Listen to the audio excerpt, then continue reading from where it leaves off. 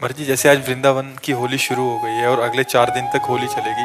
मर्जी बहुत सारे युवतियां आपको सुनती हैं, तो ये आज आपका कोई संदेश सब भारतवासियों? हम तो सबसे यही प्रार्थना करेंगे कि होली महोत्सव प्रहलाद जी के द्वारा प्रकट किया गया है। जब प्रहलाद जी किसी भी प्रकार हिरण्यकश्यप के मारने से नहीं मरे तो उसकी बहन होलिका थी। वो हिरण्यकश्यप को उदास देखा, उसने कहा भैया उदास क्यों हो? उनका ये प्रहलाद मर नहीं रहा, उनका आज मर जाएगा।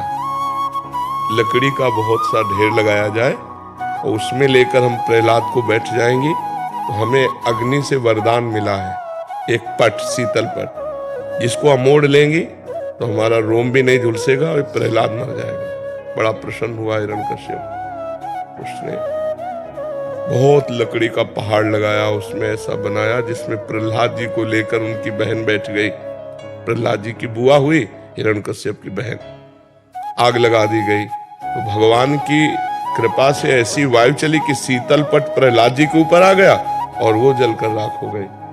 तो जितने प्रहलाद पक्ष के थे सुबह वहां जब गए तो देखा प्रहलाद जी बैठे हुए, बड़े आनंदित थे। ढोल मंजीरा कीर्तन से होली की पूजा की और आपस में गुलाल रंग लगाकर खेल रहे, नाम कीर्तन कर रहे, पद गा रहे कि प्रहलाद जी भगवान की भक्ति से बच गए। तो ये उत्सव मनाया जा रहा है। ये लोग जो शराब पीते हैं, गंदे हरकतें करते हैं, एक दूसरे के चेहरे पर कालिक पोतते हैं, नालियों में ये हिरण्यकश्यप पक्ष के हैं। अब वो भी तो उत्सव बनावे, कैसे बनावे? तो वो नालियों में गोबर कीचड़, उसकी हिरण्यकश्यप पक्ष की पार्टी, और एक होती साधुता की पार्टी। एक दूसरे पे गुलाल लगाए, रामकृष्ण हरि बोले और बैठकर पद गायन किए और खूब गुझियां और मिठाई भोग लगा कि ठाकुर जी को और पाए आनंद मनाए।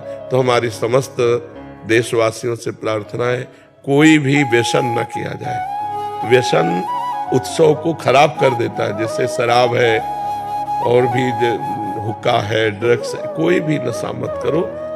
फ्रेश माइंड से भगवान का नाम जप करते हुए, पद गायन करते हुए होली का आनंद लो। नशे में होली का आनंद थोड़ी होता है, नशे में तो मूढ़ता छा जाती है, मूढ़ता में आनंद कहाँ। तो कोई भी नशा इस होली उत्सव में ना किया जाए और हम आनंद पूर्वक भाईचारा बनाते हुए एक दूसरे का सम्मान करें, प्यार करें।